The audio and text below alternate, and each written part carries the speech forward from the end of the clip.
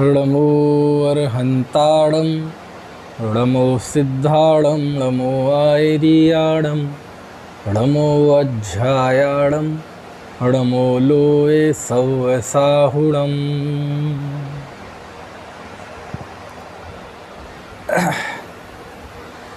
तीर्थधाम चिदायतन हस्तिनापुर के तत्वावधान में और अखिल भारतीय जैन युवा फेडरेशन मेरठ का यह उपक्रम इस शिविर के अंतर्गत आप सब लोग इसका आनंद ले रहे हैं। चूँकि ये कोई एक विषय की अलग से कक्षा तो है नहीं, सभी उम्र के लोग सुन रहे होंगे और सभी तरह की रुचि के और सभी तरह की पृष्ठभूमि के लोग सुन रहे होंगे। 5-8 साल का बच्चा भी होगा तो 90 साल के बुज़ुर्ग भी होंगे।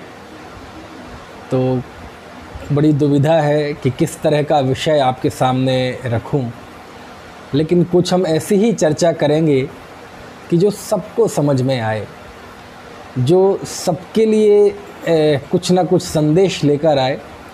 मैं कोई बहुत गहरी शास्त्रीय बातें नहीं करूँगा, ना कोई बहुत गहरा तत्व ज्ञान आपके बीच में रखूँगा, लेकिन ये शाम का सत्र है तो थोड़ी हम एक प्रेरणा लेके जाएं, एक मोटिवेशन जो हर व्यक्ति को हर स्तर पे ज़रूरी है, उसकी बात करूँगा। और आज हमारे सामने वर्तमान जो स्थिति है, ये वर्तमान स्थिति में हम पूरा आनंद ले रहे हैं धर्म का, परिवारजनों की संगति का, विद्वानों का। आपको पता होना चाहिए कि ये सारी चीज़ें हमें इतनी आसानी से नहीं मिली। इसके लिए हम एक बहुत लंबी यात्रा करके आए हैं। कई बार जब हम इस शरीर को ही जीवन मानते हैं और आँख नाक कान से जो चीज़ें हमें दिखती हैं इसी को ही हम सब कुछ मानते हैं, तो हम बहुत क्रूर हो जाते हैं, बहुत हठी हो जाते हैं और ऐसा सोचते हैं कि हमारा जीवन इतना ही है जितना कि ये शरीर है, और ये शरीर छूट जाएगा, हमारी मौत हो जाएगी तो बस जीवन खत्म। तो यही कारण है कि हम सब कुछ उतना ही सोचते हैं जितना हमारे इस जीवन के काम में आए। और यही कारण है कि ना तो हम अपना इतिहास देख पाते हैं, ना हम भविष्य की सुंदरतम कल्पना कर पाते हैं। और जब ये नहीं दोनों होती तो हम केवल वर्तमान में जीते हैं और वर्तमान में जीने से हम जड़ हो जाते हैं। इसलिए आज मैं थोड़ी सी बात हमारे इतिहास की करूँगा, क्योंकि इतिहास की चेतना बहुत ज़रूरी है। आपको लगेगा कि इतिहास की चर्चा क्यों? इतिहास हालांकि बहुत होते हैं, राजनीतिक इतिहास भी होते हैं, साहित्यिक इतिहास होते हैं, किसी व्यक्ति का इतिहास होता है, किसी संस्था का इतिहास होता है, किसी देश का इतिहास होता है। लेकिन मैं इन सब के इतिहास की बात नहीं करूँगा। मैं एक ऐसे इतिहास की बात करूँगा जो सबसे ज़्यादा व्यापक है। यदि हम हिंदुस्तान के इतिहास की बात करेंगे, भारतवर्ष के इतिहास की बात करेंगे, तो वह केवल भारत का होगा, है ना।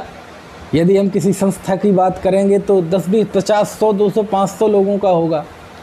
लेकिन मैं एक ऐसे जीवों के इतिहास की बात करूँगा कि उन जीवों की संख्या 1 नहीं, 2 नहीं, लाख नहीं, करोड़ नहीं, बल्कि अनंत हैं। और वह इसमें कोई जाति का अंतर नहीं है, क्या हिंदू, क्या मुस्लिम, क्या सिख, क्या ईसाई, क्या पारसी, कोई भी, है ना, धर्म का हो, कोई भी जाति का हो, किसी भी भाषी हो, चाहे हिंदुस्तान में, भारत में रहने वाला कोई व्यक्ति हो, चाहे ग्रीनलैंड के जंगलों में रहने वाला कोई व्यक्ति हो। केवल यही नहीं, चलो ये सब तो मनुष्य हैं, पशु पक्षी ही क्यों ना हो, हम सबका एक इतिहास है, जीव मात्र का एक इतिहास है। आज मैं उस इतिहास की बात करूंगा। हालांकि इतिहास की बातें बड़ी जोखिमपूर्ण होती हैं, क्योंकि उसके लिए एक रिसर्च की, शोध की ज़रूरत होती है। लेकिन हमारे आचार्यों ने वो सारी शोध की है और पूरी सच्चाई हमारे शास्त्रों में वर्णित है। इतिहास जानने से हमारा एक अलग ही चिंतन हो जाता है। आप कल्पना कीजिए कैसे इतिहास हमारी सोच को बदल देता है। उसके लिए मैं आपको बताना चाहता हूँ। आपने मान लीजिए टीवी खोली, टीवी में आपने एक चैनल लगाया और इस चैनल में एक मूवी आ रही है और आपने देखा मूवी शुरू हुई है और उसका पहला दृश्य आप देखते हैं, पहला सीन। और पहला सीन ऐसा है कि एक हट्टा कट्टा व्यक्ति है, उसकी बड़ी बड़ी दाढ़ी है, बड़ी बड़ी मूंछ है, बड़े बड़े बाल हैं, बिल्कुल मैला कुचैला लग रहा है जैसे कई दिन से स्नान ना किया हो। आँखें लाल लाल हैं, आँखों में गुस्सा है और फटे पुराने से कपड़े पहने हुए है। उसकी पूरे शरीर में जंजीरें हैं और जंजीरों और उस व्यक्ति को पकड़े हुए पुलिस वाले हैं, 5, 7, 10 पुलिस वाले उसे घेरते हुए वह है ना उसे अदालत में लाते हैं। और अदालत में उन्हीं जंजीरों के साथ, उसी पुलिस प्रोटेक्शन के साथ वह ऐसा खूंखार सा दिखने वाला व्यक्ति वो आपको कटहरे में दिखता है। और ये दृश्य आपने पहला देखा। अच्छा, मैं आपसे पूछना चाहता हूँ, बच्चों से पूछना चाहता हूँ, बड़े तो समझ ही जाएंगे कि ये दृश्य जब आप देखेंगे तो दृश्य देखकर आपके मन में क्या भाव आएगा? उस व्यक्ति के प्रति कोई सम्मान का भाव आएगा कि आपके अंदर घृणा का भाव आएगा? ईमानदारी से बताना, आपके अंदर घृणा का भाव आएगा। ये कौन है? ये तो कोई अपराधी लग रहा है, ये तो कोई है ना जिसने तो कोई बहुत बड़ा क्राइम किया है, 10-10 पुलिस वाले पकड़ के लाए हैं, जंजीर हैं, इसने तो कोई हत्याकांड किया है, लगता है ये कोई टेररिस्ट है, आतंकवादी है। ऐसी कल्पना आपके मन में आएगी कि नहीं आएगी?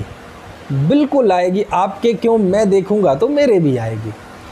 अभी आपने उसको प्रथम दृष्टि से देखा है, केवल पहली नज़र में भी आपने देखा है और पहली नज़र में आपके मन में उसकी एक इमेज बन गई, एक मन में बिंब बन गया कि ये तो कोई आतंकवादी है, ये तो कोई क्रिमिनल है, अपराधी है। अब फिल्म शुरू होती है, वह कटहरे में बड़ा गुमसुम खड़ा है, हालांकि आंखों में बहुत गुस्सा है इस व्यवस्था के प्रति, लोगों के प्रति। आंखें लाल हैं, बड़े बड़े बाल हैं, डरावना दिख रहा है क्योंकि बहुत लंबे समय तक पुलिस कस्टडी में रहेगा तो सामान्य इंसान भी डरावना दिखने लगेगा, दाढ़ी बढ़ जाएगी, है ना। क्योंकि लॉकडाउन में भी बहुतेरे लोग ऐसे हैं ना कि जो सैलून में नहीं जा पाए, खुद बनाते नहीं हैं, बाल खुद नहीं बनाते।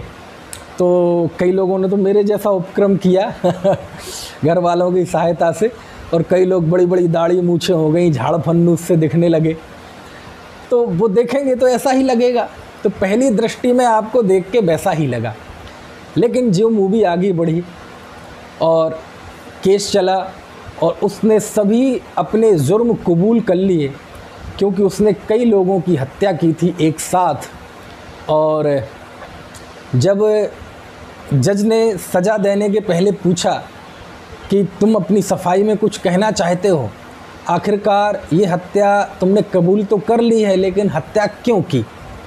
अब वो क्यों की, बस वो अपना पूरा जीवन बताता है, फ्लैशबैक में जाता है और हत्या के पीछे क्या कारण थे, क्या पृष्ठभूमि थी, वो सारी वो बताता है।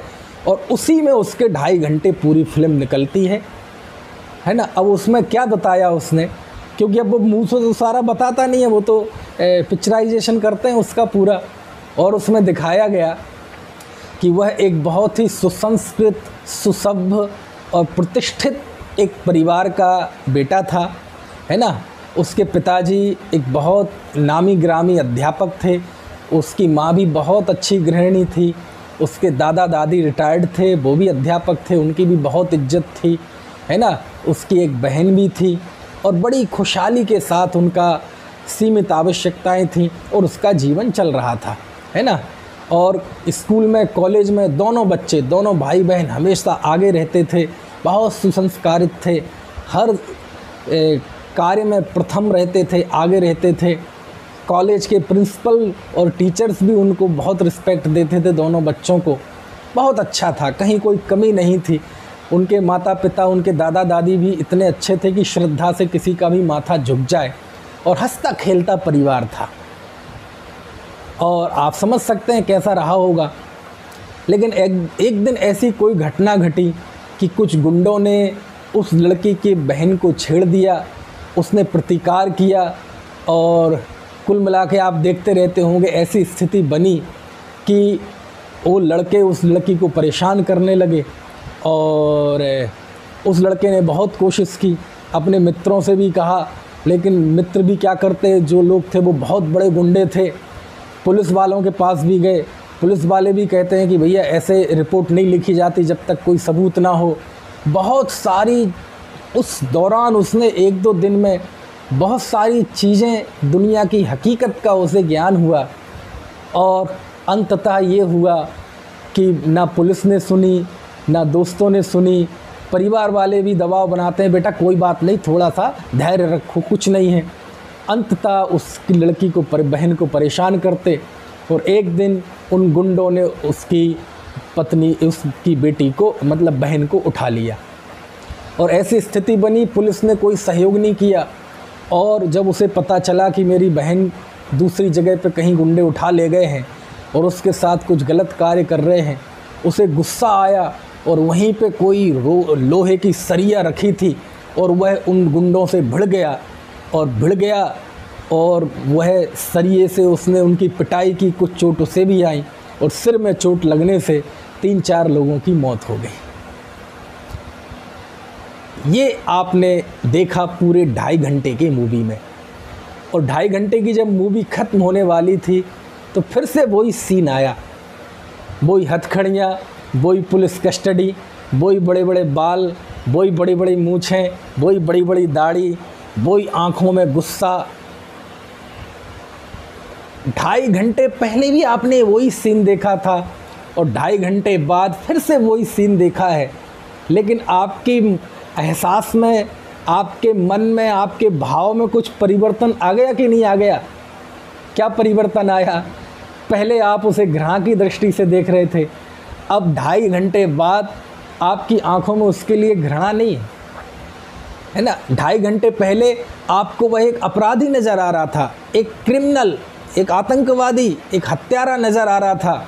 अब आपको वह हत्यारा नज़र नहीं आ रहा, अब आपको उसके प्रति सहानुभूति पैदा होती है, संवेदना पैदा होती है, उसके प्रति एक इज्जत पैदा होती है।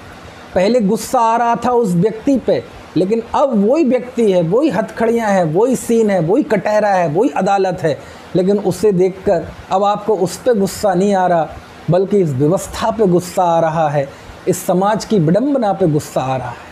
तो पूरा भाव बदल गया, सब कुछ वही है, लेकिन ये सारा अंदर का आपके सोचने विचारने का नज़रिया बदल गया उस व्यक्ति के प्रति। ये क्यों हुआ? क्योंकि आपने 2.5 घंटे में उसका इतिहास जान लिया। काम क्या हुआ ये महत्वपूर्ण नहीं है, वह काम किन परिस्थितियों में हुआ ये महत्वपूर्ण है। परिस्थितियों को जाने बिना, इतिहास को जाने बिना आप कभी वर्तमान का मूल्यांकन नहीं कर सकते। इसलिए मैंने इस 40-45 मिनट की चर्चा में थोड़ी सी इतिहास की बात करना चाहा। तो अभी तक तो मैंने आपको ये बताया कि इतिहास चेतना क्यों ज़रूरी है। अब हमें ये देखना है कि जैसे उस 2.5 घंटे में आपका चिंतन बदल गया, उस व्यक्ति के प्रति सोच बदल गई, दृष्टि बदल गई, ऐसे ही यदि हम वर्तमान के अपने इस जीवन को इतिहास के आईने में देखेंगे तो आपका अपने इस वर्तमान जीवन के प्रति दृष्टिकोण बदल जाएगा। क्यों बदल जाएगा? क्योंकि हम सबकी जो ऐतिहासिक यात्रा है वह सबकी यात्रा शुरू होती है निगोद अवस्था से। निगोद अवस्था यानी जीव की सबसे निम्न अवस्था, और निगोदिया में भी एक ऐसे जीव होते हैं जो सूक्ष्म लब्ध अपर्याप्तक निगोदिया जीव होते हैं, जो श्वास के 18वें भाग में जिंदा होते हैं और 18वें भाग में मर जाते हैं। यानी उनकी ज़िंदगी का पूरी जीवन श्वास के 18वें भाग होता है। कितना सा बोलो, चुटकी से भी कम, इतना उनका जीवन होता है, इतनी उनकी ज़िंदगी होती है। ऐसे निगोदिया जीव, सूक्ष्म लब्ध अपर्याप्तक निगोदिया जीव, हम सब ऐसी निकृष्ट अवस्था में किसी समय में थे, और उन जीवों की संख्या अनंत है, अनंत, हमारी कल्पना से बाहर है वह। और वहाँ से हम सब जीव 6 महीने 8 समय में 608 जीव वहाँ से निकलते हैं। एक स्थिति है जिसे कहते हैं नित्य निगोद। वहाँ से 6 महीने 8 समय में 608 जीव निकलते हैं, केवल 608 जीव।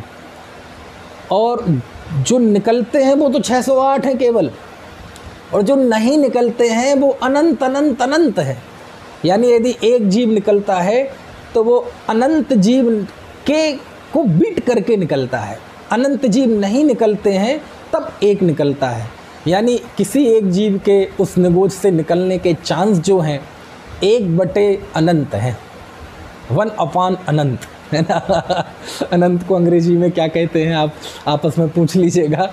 इतने कम अवसर हैं आपको नित्य निगोज से निकलने के, लेकिन हम सबका ऐसा सौभाग्य रहा कि हम उस नित्य निगोद अवस्था से निकल आए और हम 2 इंद्रिय, 3 इंद्रिय, 4 इंद्रिय, पंचेंद्रिय हुए। अब ये सब एक से दूसरी स्थिति में आना बहुत मुश्किल है ना। उस नित्य निगोज से निकलकर 2 इंद्रिय होना बहुत मुश्किल काम है, 2 इंद्रिय से निकलकर 3 इंद्रिय होना बहुत मुश्किल है, 3 इंद्रिय से निकलकर 4 इंद्रिय होना बड़ा मुश्किल है, और 4 इंद्रिय से 5 इंद्रिय होना बड़ा मुश्किल है। लेकिन ये जो मैंने इतनी लंबी यात्रा इतिहास की आपको 1 मिनट में पूरी कर दी, ये बहुत लंबी यात्रा है, बहुत दुर्गम यात्रा है, बहुत मुश्किल भरा सफ़र है ये, है ना। ये तो थोड़ी देर में हमें बहुत सारी बात बतानी है, इसलिए मैं थोड़ा स्किप कर गया।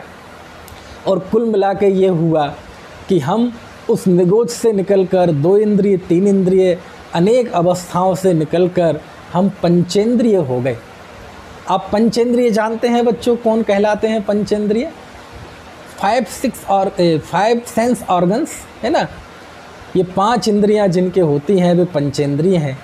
लेकिन आपको पता, पंचेंद्रिय तो नारकी भी हैं, पंचेंद्रिय तो त्रेंच भी हैं, पंचेंद्रिय तो, है ना, कुत्ते, बिल्ली, गाय, भैंस भी हैं। पंचेंद्रिय भी 2 तरह के होते हैं, एक संगी पंचेंद्रिय, एक असंगी पंचेंद्रिय। संगी पंचेंद्रिय से आशय ये है जिनके मन होता है, जिनके तत्वों को, देवशास्त्र गुरु को, शिक्षा को ग्रहण करने की शक्ति होती है, वो संगी कहलाते हैं। और जिनके 5 इंद्रियां हैं लेकिन ये मन नहीं है, वो असंगी कहलाते हैं। तो असंगी होना भी दुर्लभ है, लेकिन हम उन सब स्थितियों से पार हो गए और हम संगी पंचेंद्रिय हो गए। समझ में आया ना। लेकिन संगी पंचेंद्रिय तो नरक के जीव भी हैं, संगी पंचेंद्रिय तो कुत्ते, बिल्ली, गाय, भैंस भी हैं, है ना। लेकिन हम सब इन दयनीय स्थितियों से पार करके आ गए। देखिए, कई बार ये होता है, आप ज़्यादा दूर मत जाइए, मेरी बात को समझने के लिए बड़े बड़े शास्त्र खोलने की ज़रूरत नहीं है। आप ज़्यादा दूर क्यों जाते हैं, घर के बाहर ही देख लीजिए, आपको गाय, भैंस, बकरी, कुत्ते, बिल्ली दिखते हैं। क्या है इनका जीवन, है ना। कौन इनकी चिंता करता है, कौन सा समाज, कौन से NGO इनकी चिंता करते हैं। एक कुत्ता था, एक व्यक्ति स्कूटर से जा रहा था, उसका पैर उस कुत्ते के नीचे आ गया और वो लंगड़ा हो गया, और वो ची ची ची ची कहीं करते कहीं कोने में पड़ा रहता है। कोई उसकी चिंता करने वाला, कोई संगठन, कोई NGO, कोई फेडरेशन, कोई मंडल, कोई जैन मिलन नहीं है। वो क्या करता है, ची ची करते हुए तड़पता तड़पता भूखा प्यासा एक कोने में पड़ा रहता है झाड़ियों में, किसी को कोई चिंता नहीं है, है ना।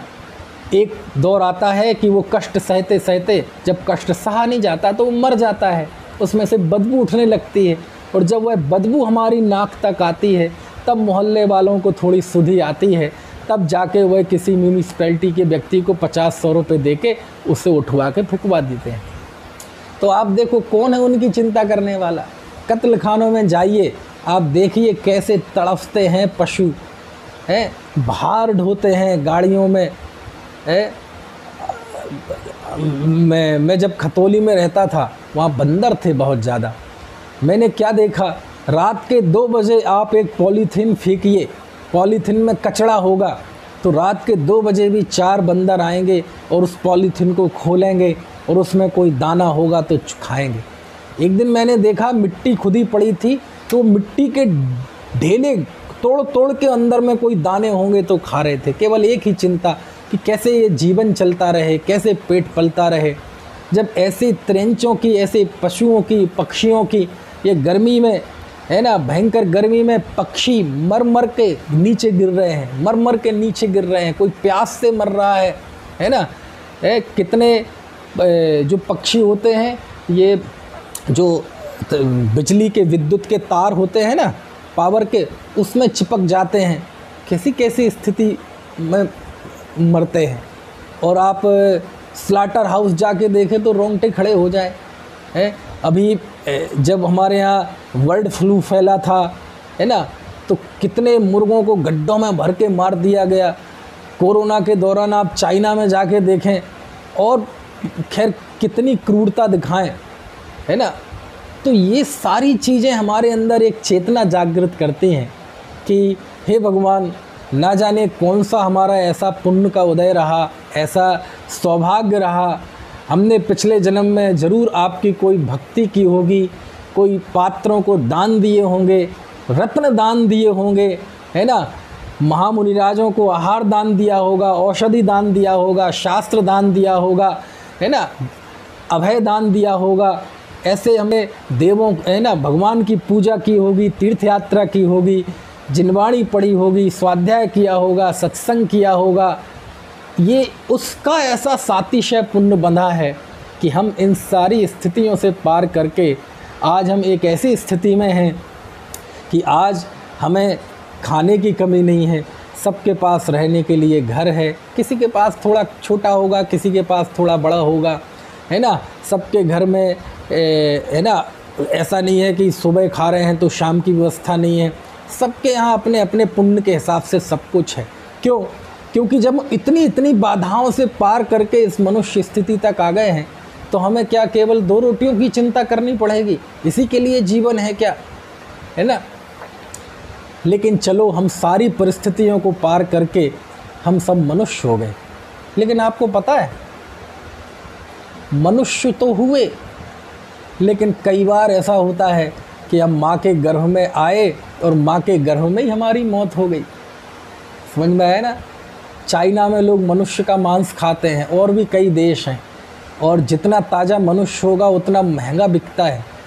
और वहाँ हॉस्पिटल में बच्चा पैदा होगा और पैदा होते ही वो सीधा रेस्टोरेंट में पहुँच जाता है, और पहले से बुकिंग होती है, और वह जाके ओवन में रख दिया जाता है, पक जाता है, 10 मिनट बाद लोगों की थालियों में होता है। आप देखो, उसका इतना पुण्य का उदय तो रहा उस बच्चे का कि वह 2 इंद्री, 3 इंद्री, 4 इंद्री इन स्थितियों से पार करके आ गया। वह त्रेंच नहीं हुआ, वह नारकी नहीं हुआ, वह देव नहीं हुआ, वह मनुष्य हुआ। मनुष्य में भी, है ना, अच्छे, मतलब समझो हिंदुस्तान जैसा देश हो, क्योंकि हिंदुस्तान में चलो वो तो पैदा होने के बाद मरा, हिंदुस्तान में तो ऐसे भी लोग होते हैं ना जो पेट में ही मार देते हैं। आप सोचो, जिन माँ बाप ने आपको पैदा किया उनने आपको पेट में मार दिया, है ना। आप देश के क्या, सारे वर्ल्ड में ही है, पूरे विश्व के लाखों हॉस्पिटल्स में चले जाइए और सुबह कूड़े के ढेर में देखिए, है ना, पेट में जो हम बच्चे मार दिए जाते हैं उनकी बोटियाँ, मांस लोथड़े वो कूड़े में पड़े रहते हैं जिन्हें कुत्ते चाटते हैं। और वो मांस के टुकड़े, वह बच्चे की बोटियाँ हमें चिल्ला चिल्ला कर संदेश दे रही हैं कि भैया मुझे जीवन नहीं मिला, मुझे पैदा होने का अवसर नहीं मिला। क्यों? जो पेट में मार दिए जाते हैं लाखों बच्चे, हमने तो उन्हें पैदा ही नहीं होने दिया। वो पैदा होते, है ना, और धीरे धीरे बड़े होते, अपने पैरों पे खड़े होते, उन पैरों से अच्छे अच्छे कार्य करते, तीर्थ यात्रा करते, समझ में आए ना, अच्छे सत्कर्म करते। इन हाथों से वो थोड़ा बालक पैदा होता, बड़ा होता, हाथ जमते, इन हाथों से बढ़िया बढ़िया अच्छे कार्य करते, जिनवाणी पढ़ते, प्रभावना के कार्य करते, सत्संग करते, आहार दान देते, प्रक्षाल करते। लेकिन ये सब तो तब होता ना जब वो पैदा हो पाते। आपने तो उन्हें पैदा ही नहीं होने दिया। वह पैदा होता बच्चा, है ना, जीवन के सृजन कंज चुनता, स्वयं मोक्ष मार्ग पर चलता, दूसरों को मोक्ष मार्ग में लगाता। लेकिन ये तो तब होता ना जब वो पैदा होता। वह पैदा होता, वह इस आँखों से दुनिया को देखता, है ना, इस षट द्रव्यमयी विश्व को देखता, षट द्रव्यमयी विश्व की इस उत्पाद व द्रव्य युक्त व्यवस्था को देखता। लेकिन ये तो तब देखता ना जब वह पैदा होता। समझ में आया ना। लेकिन ये सब नहीं हो पाया, और वह बोटियों के रूप में वह कूड़े के ढेर में पड़ा हुआ है। वह बोटियाँ चिल्ला चिल्ला कर कह रही हैं कि हे मनुष्यों, हे बच्चों, हे बूढ़ों, मुझे तो ये समय नहीं मिला, मैं तो पैदा नहीं हो पाया कि मैं अपनी ज़िंदगी को सजाता संवारता, लेकिन आपको ये समय मिला है। और यदि ये मिले हुए समय में इन परिस्थितियों का आपने उपयोग नहीं किया, और यदि है ना अज्ञानता में ही, बहिर्मुखता में ही, इंद्रियों के भोगों में ही, असदाचार में ही, असंयम में ही जीवन खत्म हो गया, तो जीवन मिलने के बाद जीवन खत्म होता, आज हमारा बोटियों के रूप में खत्म जीवन पड़ा हुआ है, दोनों में कोई फ़र्क नहीं है। इतना ही फ़र्क होता कि हम बोटियों के रूप में पड़े हैं, तुम बोटियों के रूप में नहीं पड़े होगे, तुम्हारा दाह संस्कार होगा, तुम राख बन के हड्डियों के रूप में पड़े रहोगे, लेकिन उसमें और इसमें कोई फ़र्क नहीं है, क्योंकि तुम्हारी पैदा होने से लेके है ना चिता की राख और हड्डियों तक की जो यात्रा है, वह यात्रा तो बेकार चली गई। समझ में है ना, तुम भी कूड़े में पड़े, हम भी कूड़े में पड़े, क्या फ़र्क रहा दोनों में? बात समझ में आती है। इसलिए मैं कहता हूँ कि ये बहुत चीज़ें, एक से दूसरी चीज़ें बहुत मुश्किल से होती हैं। हम मनुष्य तो हुए, लेकिन आयु नहीं मिल पाई। आयु भी मिल गई तो अच्छे माँ बाप नहीं मिले, अच्छे माँ बाप भी मिल गए तो पता चले पैदा होते हुए ख़त्म हो गए।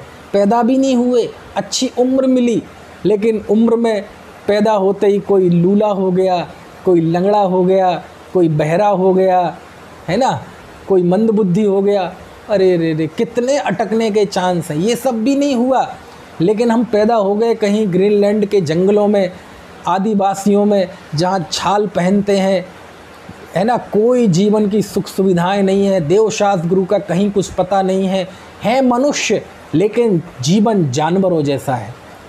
लेकिन हम सब का ये बड़ा सौभाग्य रहा है ना। देखो, इस बीच में मैं आपसे एक बात कहता हूँ, हर व्यक्ति अभाव में जी रहा है। हर व्यक्ति को ये लग रहा है कि मेरे पास कुछ नहीं है, मेरे पास कुछ नहीं है। अरे भैया, आप इस अभाव में और इस विषाद में ना जिएं। आप मेरी दृष्टि से देखें, आप अपना इतिहास उठा के देखें, तो आपकी अपना वर्तमान जो है इसके प्रति आपका नज़रिया बदल जाएगा। अभी आपको लग रहा था मेरे पास कुछ नहीं है, लेकिन इस निगाह से देखें तो ऐसा लगेगा कि हम और आप जैसा कोई समृद्धशाली, कोई सौभाग्यशाली व्यक्ति ही नहीं है। आप आज रात में जब सोने लगें और उस समय आप एक छोटा सा होमवर्क कीजिएगा, और होमवर्क ये है कि आप एक कागज़ पेन लेना और कागज़ के बीचों बीच एक लाइन खींचना। 2 हिस्से हो जाएंगे कागज़ के। करना होमवर्क, कोशिश करना। हालांकि मुझे आशा ही नहीं, पूरी उम्मीद है कि कोई नहीं करेगा, लेकिन वहाँ करे ना करे यहीं कर लें हमारे ऑनलाइन। है, कागज़ के बीच में लाइन खींचें।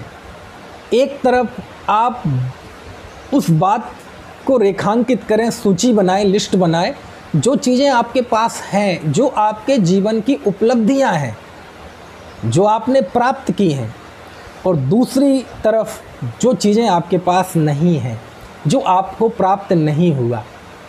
समझ में आया, जो उपलब्ध नहीं है। अब दोनों लिस्ट बनाएंगे तो आपको बहुत अच्छे निष्कर्ष निकल कर आएंगे। आप निकालिए, चलो थोड़ी बात यहीं कर लेते हैं। अच्छा, पहली लिस्ट, आप निगोज से निकले, निकलकर आप स्थावर हुए, स्थावर से निकलकर आप 2 इंद्रिय हुए, 2 इंद्रिय से निकलकर आप 3 इंद्रिय हुए। और ये सब उत्तरोत्तर बहुत दुर्लभ है, इतना आसान नहीं है। ये तो बस चर्चा में जल्दी हो गया काम। 3 इंद्रिय से निकलकर 4 इंद्रिय हुए, 4 इंद्रिय से निकलकर पंचेंद्रिय हुए, पंचेंद्रिय से निकलकर संगी पंचेंद्रिय हुए, नरकों से निकलकर आ गए, त्रियंच गति से निकलकर आ गए, कुत्ते, बिल्ली, गाय, भैंस नहीं हुए, बिच्छू, सर्प, मक्खी, मच्छर नहीं हुए, है ना। चलो मक्खी मच्छर तो उसमें चले गए विकलत्रय में, लेकिन ये पशु पक्षी नहीं हुए। बाहर नहीं ढोना पड़ रहा है आपको, बंदर जैसा सुबह से लेके शाम तक एक डाल से दूसरे डाल तक नहीं घूमना पड़ रहा है, दानों के चक्कर में, 2 रोटियों के चक्कर में। ये सारी लिस्ट में कौन सी गिना रहा हूँ? जो चीज़ आपके पास है, ये है वाली लिस्ट बता रहा हूँ मैं। कितनी लंबी लिस्ट है। उसके बाद आप मनुष्य हुए, ये है। मनुष्य में भी आप पूरी आयु लेकर पैदा हुए, ये है। आयु में आपको अच्छे माँ बाप मिले, ये है। पूरी इंद्रियां मिली, ये है। आप कहीं जंगलों में पैदा नहीं हुए, ग्रीनलैंड के आदिवासियों में, ये है। ये कौन सी लिस्ट है भैया? ये है वाली लिस्ट। कितनी लंबी लिस्ट है आपको बताऊं, समझ में आया ना? अरे आपको इस बात का सौभाग्य नहीं आता कि हमारे माता पिता ने न्याय नीति पूर्वक पंचों की उपस्थिति में सारे समाज, रिश्तेदार, नातेदारों के बीच में विवाह किया, और हम जब पैदा हुए तो उत्सव मनाए गए, लोरियां गाई गई, है ना, निमंत्रण बांटे गए, मिठाइयाँ बांटी गई, सबने आशीर्वाद दिया, हमारा नामकरण हुआ, हमारा मुंडन हुआ, कितनी सारी ये सारी चीज़ें हुई। क्यों? क्योंकि जो लोग व्यभिचारी लोग होते हैं उनकी संतानों को ये सौभाग्य नहीं मिलता।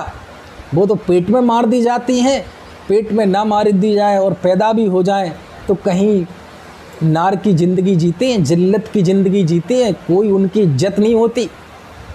लेकिन हम सबका सौभाग्य है ये कि हमें ऐसे माता पिता मिले कि उन्होंने संस्कारवान हुए और उन्होंने विवाह किया और उनकी संतान हुई। इस प्रसंग में मैं कहना चाहता हूँ, जो लोग भागकर शादी कर लेते हैं, प्रेम विवाह के चक्कर में अपने माता पिता, दादा दादी ये सब करते हैं, क्या उन लोगों को ये सारी चीज़ें, क्या सौभाग्य महसूस होता है? उन्हें लगता ही नहीं कि विवाह है एक संस्कार है, विवाह एक गृहस्थ जीवन की शुरुआत है, ये हमारी धर्म आराधना में भी एक निमित्त बन सकता है अपनी वृत्तियों को, अपनी मनोवृत्तियों को, वासनाओं को सीमित करने का, है ना। वो तो जरा से आकर्षण में फंस गए और देव, शास्त्र, गुरु, माता पिता सब कुछ ताव पर रख के और ऐसा निर्णय ले लिया कि धर्म को भी बदनाम किया, अपने परिवार कुल को भी बदनाम किया।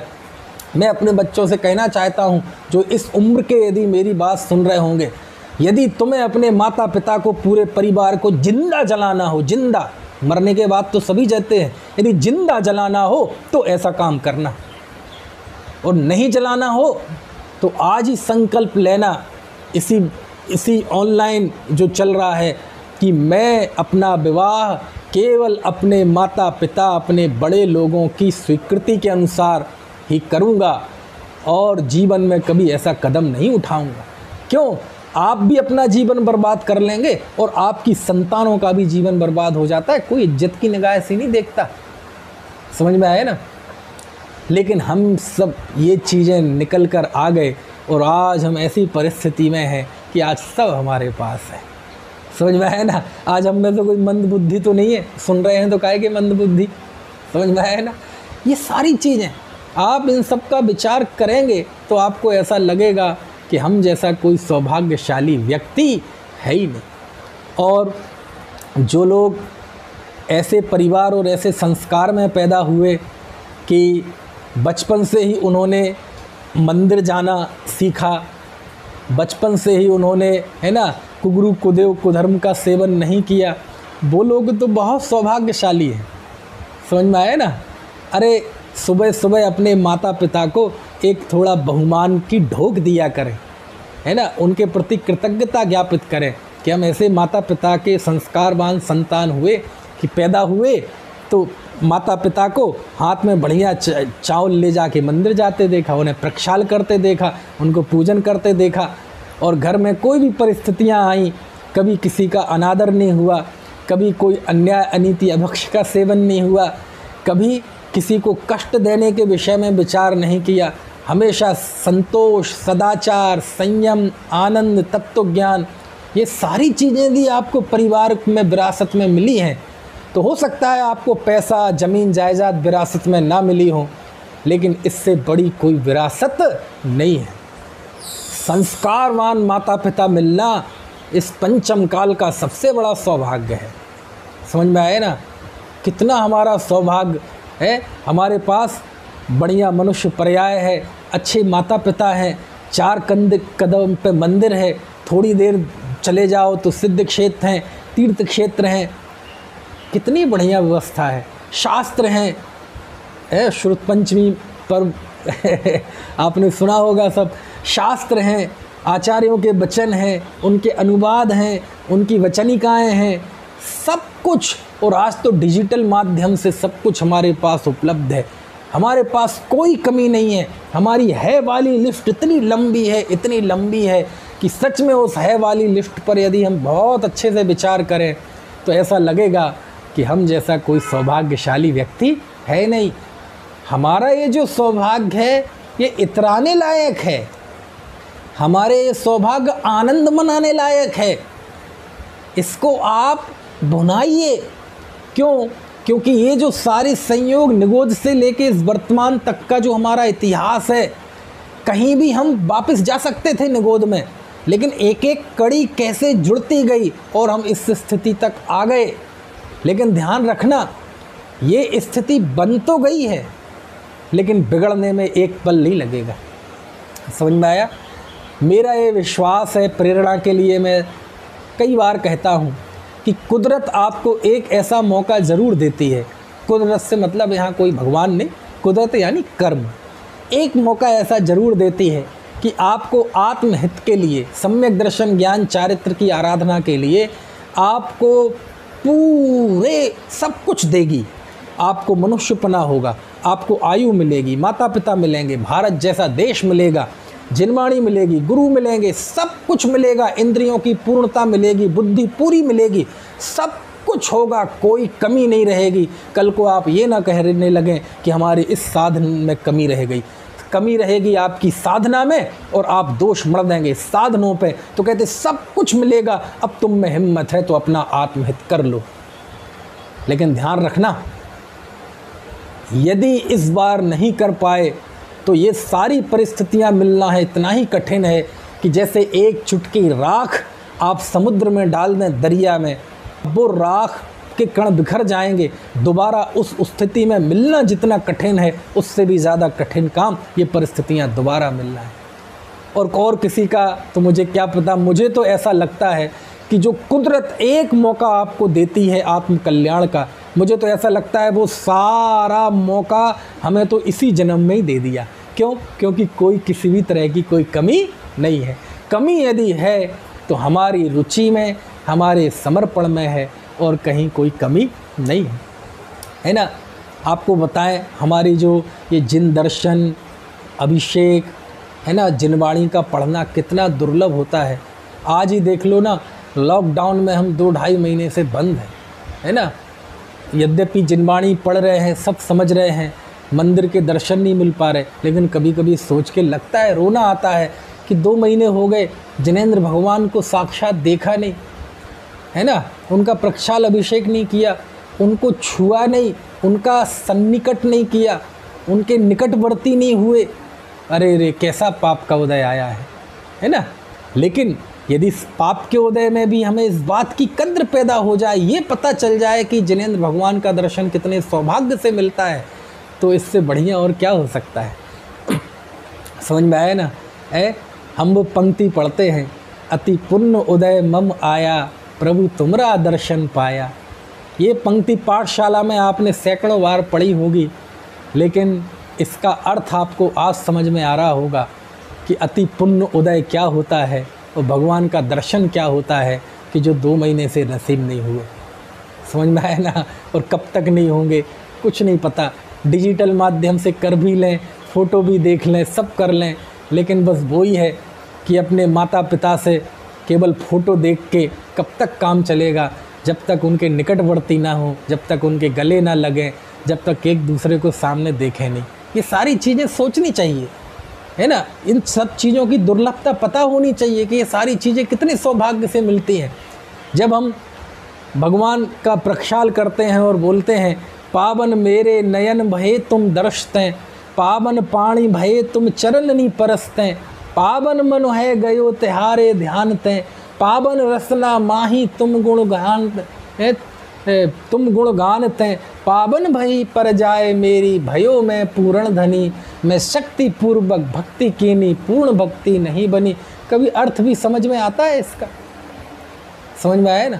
कभी महसूस किया है हम कितने आसानी से बोल जाते हैं, तुम बिन में व्याकुल भयो जैसे जल बिन बीन।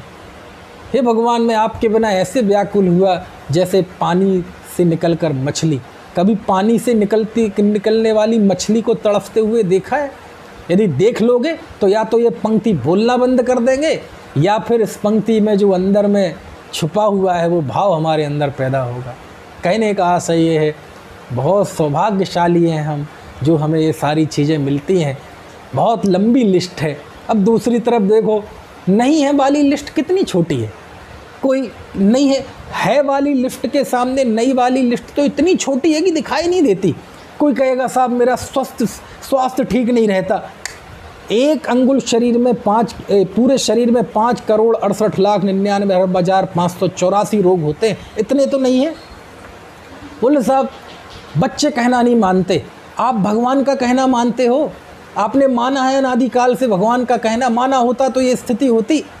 साहब रोज़गार नहीं है, क्यों भूखे मर रहे हो? अभी तक की ज़िंदगी बिना रोज़गार के भूखे ही निकल गई। साहब दुकान बढ़िया नहीं चलती। अरे भैया ये छोटी छोटी चीज़ों में क्यों ज़िंदगी बेकार करते हो? सबको अपने पुण्य प्रमाण सबको मिल रहा है, समझ में आया ना? सबको मिल रहा है, किसी के पास कोई कमी नहीं है ना? हाँ, आपके अंदर अपनी इच्छाएं और वासनाएं पूर्ति के लिए तो एक जीवन क्या अनंत जीवन भी दे दिए जाएं तो भी कभी तृप्ति होने वाली नहीं है, क्योंकि हमारी इच्छा रूपी गड्ढा इतना बड़ा है कि तीनों लोक दे दिए जाएं तब भी उसकी अणु मात्र भी पूर्ति ना हो। इसलिए नहीं है वाला क्या है, थोड़ा छोटी मोटी चीज़ें हैं वो गौण कर दें। भैया मोक्ष में जाने के पहले आज तक कोई पूर्ण नहीं हुआ, हम तो इस मनुष्य और इस दयनीय अवस्था में ही पूर्ण होना चाहते, है ना? तो ये सारी बात मैंने आपको हम सबका इतिहास बताया, क्योंकि इतिहास को जानने से हमारा वर्तमान का सच्चा मूल्यांकन होता है, क्योंकि बिना इतिहास के जाने आपके वर्तमान का सच्चा मूल्यांकन नहीं होगा।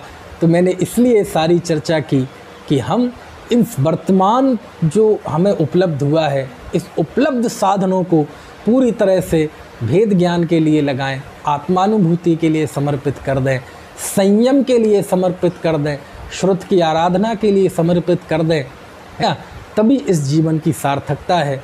क्योंकि यदि अवसर चूक गए तो दोबारा ये अवसर मिलने वाला नहीं है।